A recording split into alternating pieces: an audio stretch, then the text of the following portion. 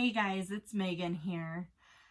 I've been thinking these last couple of days about my birth story and about how there wasn't very much that I was prepared for because you're a human being and you have your ways set on this one certain way of how you're going to give birth, and then that doesn't really happen. So I really do wish I educated myself more on a C-section. I have 10 things about, trying to help other ladies prepare for their C-section, or, just in case it does pop up, you know what to expect in a sense. But I want to start off by, telling my birth story, because it's pretty intense. So, in the end of September, I went into the hospital because I took my blood pressure and it was 151/99. That's pretty high, and you don't want your bottom number over 100. So I got to the hospital and they retook my blood pressure and it was 165 over something. It was really, really high. And so from there I was diagnosed with preeclampsia. And the doctor came in that was on call and said, we need to start getting this rolling. We need to induce you. And so I said, okay, we'll start that. And I think that started a couple hours later, around 2:15, after, we get the blood panels and urine samples back. And so after we got started with that, I'll just skip forward to the 23-hour mark. So they broke my water, and you only can have a 24-hour period to have the baby before other options are required, unless it does show that you are progressing. In my case, I wasn't, though. So the 23-hour mark came, and my doctor came in and said, we've tried everything. You've been stuck at a 6 for almost 13 hours now. I know this isn't something that you want to do, but we do need to consider other options here. And I knew what that meant. We have to go in and get the baby a different way. So from there, I was so mad. I was just so mad at my body because, I feel like God put you on this earth and I'm not doing what a woman's supposed to be doing and delivering this wonderful gift from God the way a woman should. I felt defeated. I really did.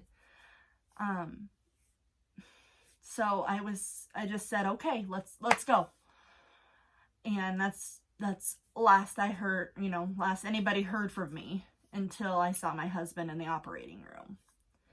And once I saw him, things kind of started, okay, here comes the emotions. Let's get our baby, He's already a month early at this point. Let's just get our baby and see where we're going to go from here. And so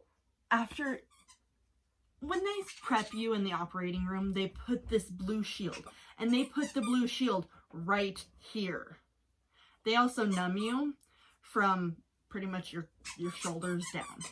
Like I honestly don't even know how I was breathing because you seriously can't move anything. Trust me, I tried. We'll get to that though. We'll get to that. So they put this sheet right here, and I have always been one for bad anxiety. Okay.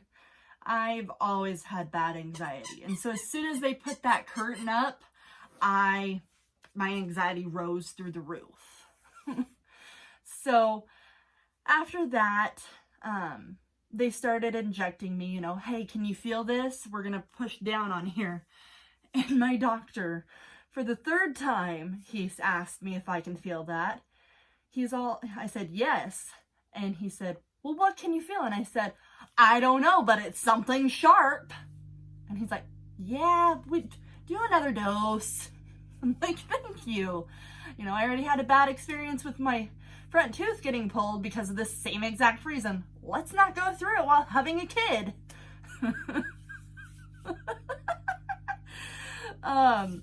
So once that they got started, they cut me open and started digging around in there.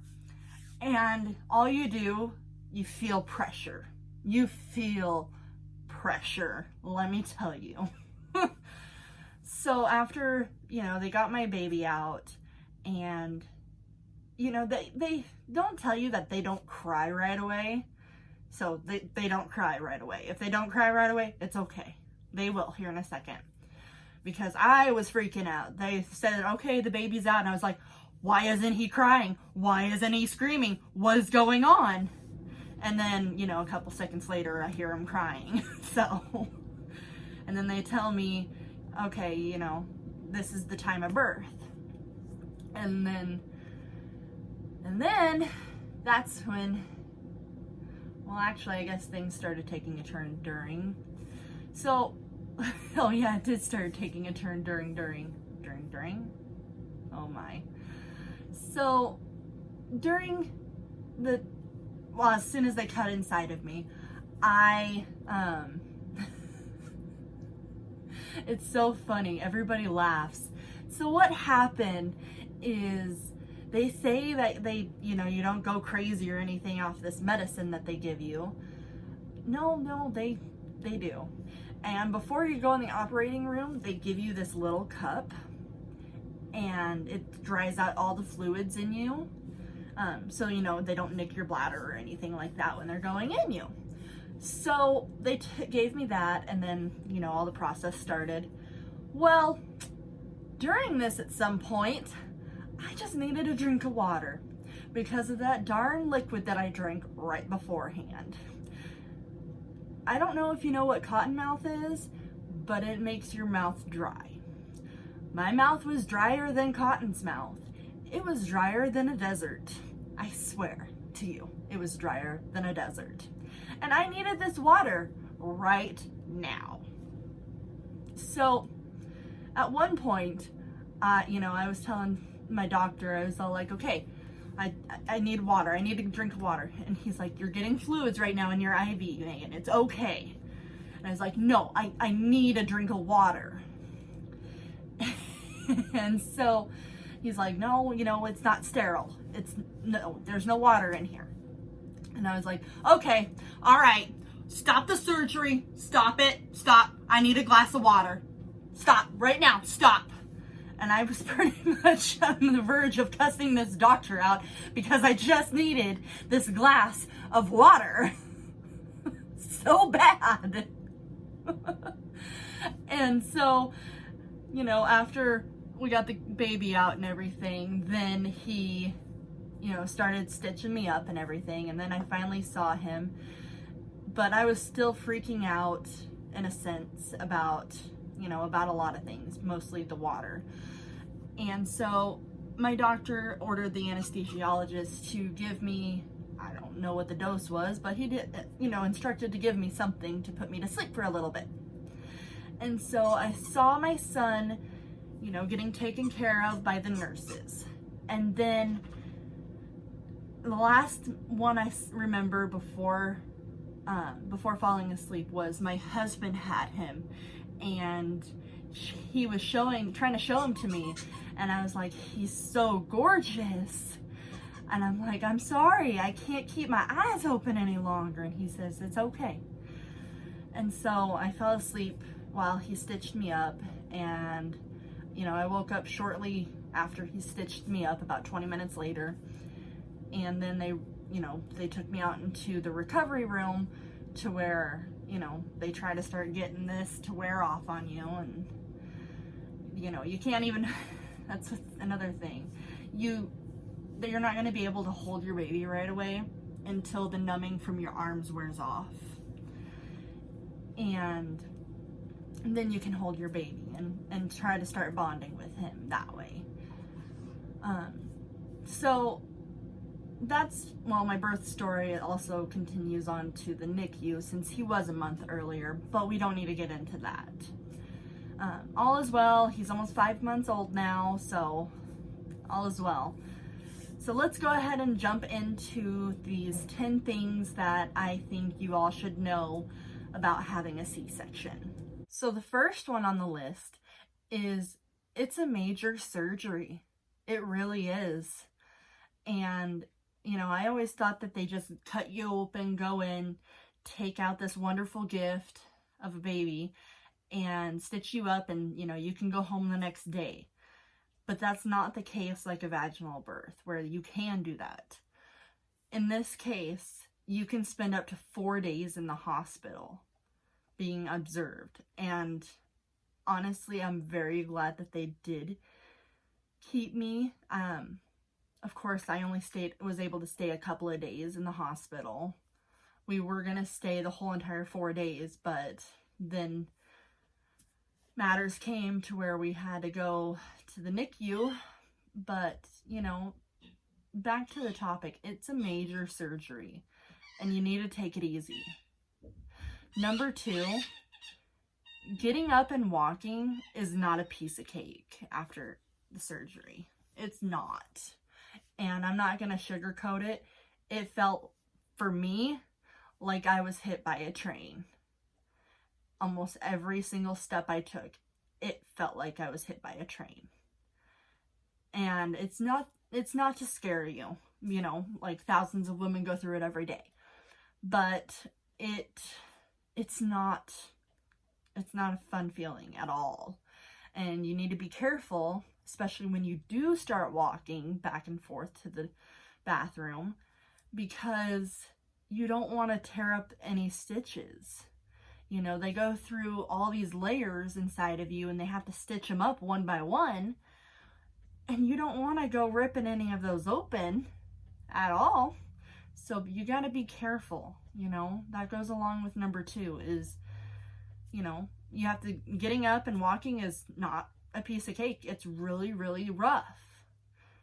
But you got to take it easy and got to be careful. Number 3 is take the pain medication. It's going to be a long process. They had me in the hospital, they had me on a pain medication schedule to where I could take ibuprofen at this time and morphine at this time. Yes, I don't know about any other hospitals, but my hospital gave me some morphine because, trust me, after this surgery, it's not fun. It's gonna take a lot out of you. It really is. Another thing that took a lot out of me is that I was able to see my son shortly after we got into the room for maybe 30 minutes. And then they had to take him to the nursery. And I don't think I saw him again until the next morning. So, number 4, coughing sucks. So I remember calling the nurse in one morning, my husband's sleeping on the couch, and I said, I have to cough, but it hurts so bad to cough. Like, what do I do here?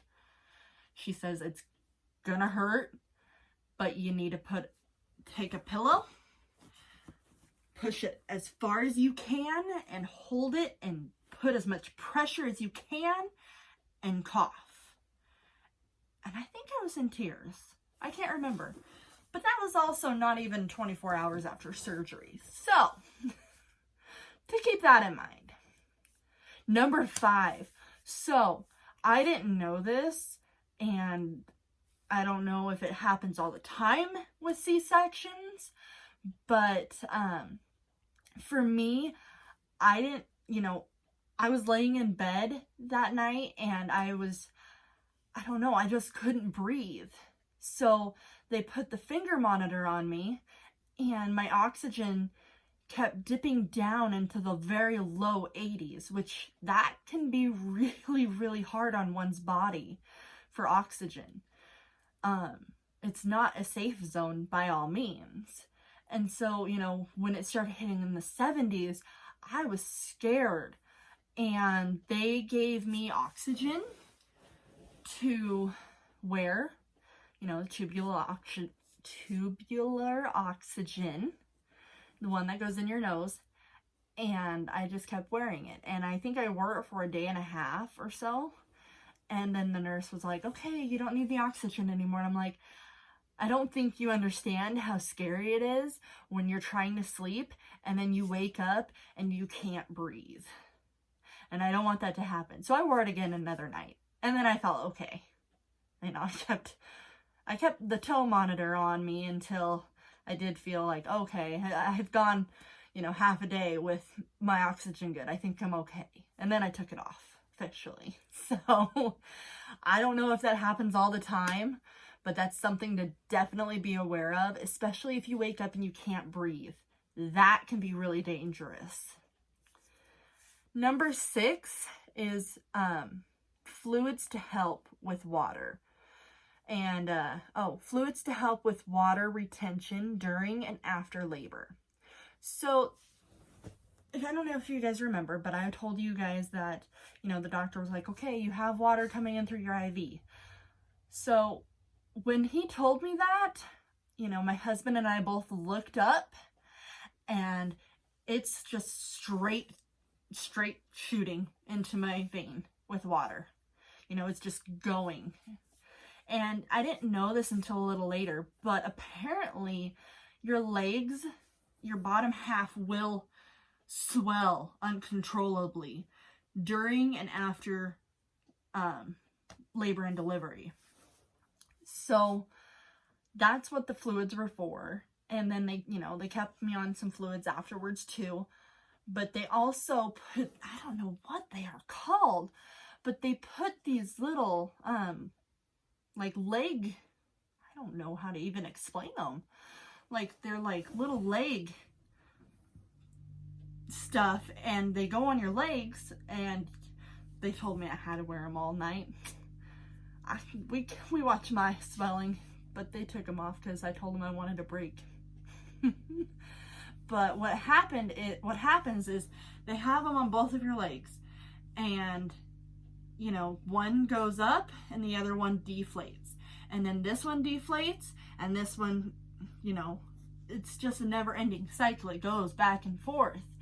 And so I don't know what they're called, I really don't, but that's to also help with the swelling as well, because you know, you have swollen ankles and everything during pregnancy, but I don't think I've ever seen my ankles that swollen before. I honestly, it goes back to, it's a major surgery. It really is. So number seven, nobody ever tells you this. So, you know, you cut you open and you feel like, okay, well, you know, you'll just pretty much go back to normal after, you know, you do your postpartum and everything else. No. So I've heard women say that even 3 years down the road, there's still some numbness to it. And, you know, I've got some feeling back, but even on the incision itself, it's still numb. So it felt really weird. Now I've kind of just gotten used to it. But, you know, and then there's also, of course, going to be swelling on the incision itself after birth, because, you know, you just pulled apart your muscles and everything else. There's going to be some swelling to it. But that goes away. It goes away. Number 8, I feel like this one is really, really important. So, remember how I was telling you guys how I felt, I guess, less of a woman because I had to go through a C-section that was unplanned? It's okay to grieve. That's what number 8 is. It's okay to grieve. That, you know, your body is supposed to do that, but it's okay to go a different way. Oh, and I haven't even shared that with you guys yet. I'm really, really glad that we would have ended up having a C-section either way, actually, because it come to find out, my son was stuck in the birthing canal. And I'm glad he wasn't stuck even further and they had to break my pelvis. Glad that didn't happen. But either way, we would have ended up having a cesarean. And so I guess that kind of helped me through my grieving process. That, you know, my kid is safe, he's okay. But, you know, it did, for a while, I did feel less of a woman. Until I started getting that new thought into my head of, okay, that this may have not happened, but this did.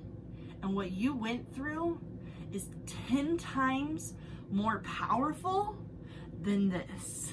And honestly, that's where it kind of hit me about, wow, my body, your body can go through a lot this way, but the way that I went, my body did even more, you know, more of an amazing thing by still being able to deliver my son. It still delivered a child. It delivered him safely on top of that. So, you know, it's okay to grieve, but remember, it doesn't matter what way we give birth, it's still gonna be powerful either way. Number 9, hormones, they make you seem crazy. That's not to be taken lightly. So during pregnancy, your hormones are everywhere. Postpartum into the 4th trimester, your hormones are still out of whack. And my husband, he did end up, you know, jokingly around, but he ended up calling me crazy one night saying, "What are you doing? Are you just crazy or what?" And I was, yeah. But hormones, I don't know if there's any way to really know about them. They kind of just happen out of the blue, so it's okay. Just know that it's just the hormones of after birth. It's okay. Another thing I didn't know, by the way, is that like pregnancy where you have cravings, breastfeeding, you also have cravings. I did not know this until I was wondering what on earth was going on. And then I found out that it's just a totally different story. Okay. So the last and final one, number 10, I'm glad that I haven't had this yet, because honestly, I would have probably flipped out on a couple of people and went a little psycho. But I've heard a lot of my friends tell me that this has happened to them, and honestly, I feel really sorry for them because it's not true. Number 10, C-sections are real births. Just like what I went over in number 8. Our bodies are amazing. You can deliver a baby one way, and you can also deliver a baby another way. And you know, and then they have these tools that in case something does go wrong or anything during vaginal births, you know, like, I understand that people just want to say, okay, yeah, I had a C-section. Oh, I had a vaginal birth. Okay, why can't we just say our kid was born safe? Because honestly, that's all that matters. My kid was stuck in the birthing canal, and I'm lucky that he made it. He was already a month early, so I'm really glad he made it. But even though I couldn't go through my vaginal birth, I still endured this major surgery that has changed and shaped my life to where it is now. You know? And I mean, I don't know what's gonna happen on my second child. You know, when we had our son, we were kind of joking around about, okay, well, now we can at least plan for our next one about where, okay, I'm just gonna go under, you know, I'll see you in about 40 minutes. So I don't know what's gonna happen with our next kid. I know it's gonna be a C-section though, And this one's going to be planned, because in the state of Wyoming, you can't, well, at least at our hospital anyways, you can't have a VBAC. So it's going to be a planned C-section. And I'm going to be one of those people from now on that is darn proud to be able to say, I did have a C-section. No, it was not planned. Yes, it was emergent. And both my son and I are safe. Because it was an intense birth story, let me tell you. All the way from the preeclampsia to the C-section, down to the eventual NICU, to now home for almost 5 months. 4.5 months is what we've been home for. But, you know, we're healthy. We're all healthy. And I just couldn't have asked for a better family. So, I hope this helped you with these 10 reasons. Thank you for listening to my birth story. And I will catch you guys on the next video.